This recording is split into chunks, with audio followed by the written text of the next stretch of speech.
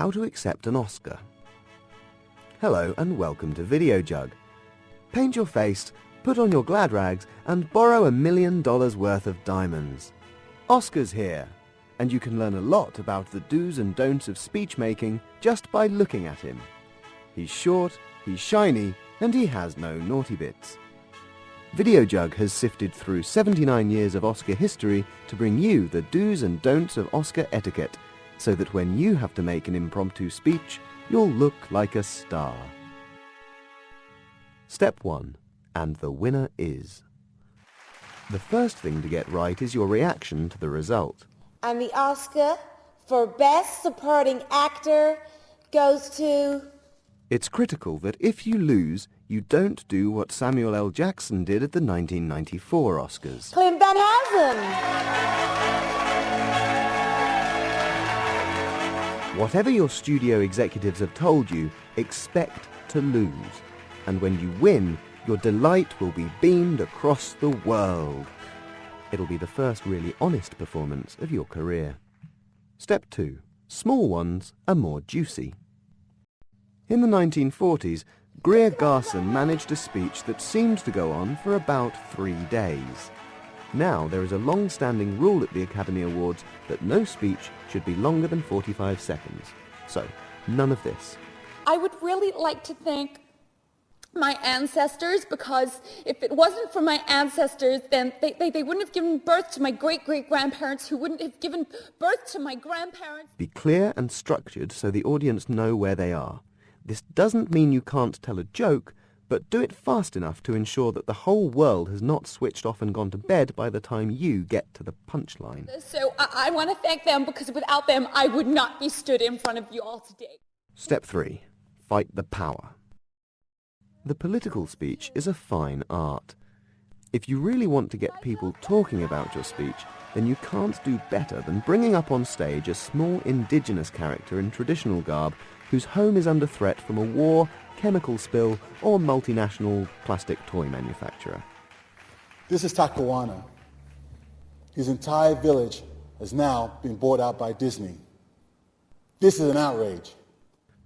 Remember to accept your Oscar on behalf of his entire tribe and finish with a clenched fist that suggests solidarity with all other troubled tribes everywhere. This is well worth doing for the massive DVD market that will open up for your subsequent films. Step 4. Crying a river. When Gwyneth Paltrow dissolved into floods of tears for her Best Actress win for Shakespeare in Love, she tapped into something that had been irritating Oscar lovers for years: the excess of emotion.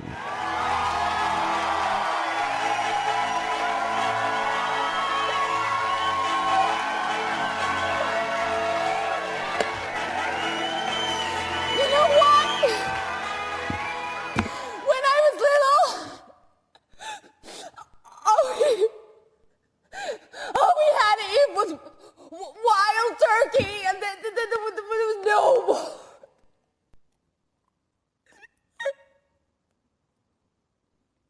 When there was no more wild turkey, all we had to eat was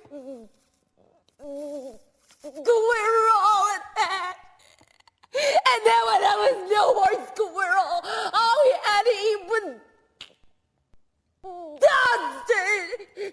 And then we just had to put our faces in the dust and suck and lick it up. Oh, God! You're a professional. Keep those emotions in check. Dry your eyes, get it together, and smile for the cameras, sweetheart. You're ruining your own big moment. Step 5. Make your clothes work for you. Although lots of people win Oscars each year, only one actor really wins, and that's the one that gets written about the most afterwards. One of the best ways to make sure you get more column inches than anyone else is to wear something truly astonishing. Like Bjork did in 2001 when she turned up dressed as a swan. Step 6. Make 'em laugh. When The English Patient won 9 Oscars in 1997, director Anthony Minghella remarked, This is a great day for the Isle of Wight. A single good joke can stay in the audience's mind far longer than a parade of poor ones. So, if you think you might win something, work hard on a good gag. And if you can't think of one, ask your funniest friend. Congratulations! You are now worth $20 million a project. Now raise your profile even higher by adopting a baby from a developing country, checking into rehab, and releasing a grainy sex tape on the internet. Done.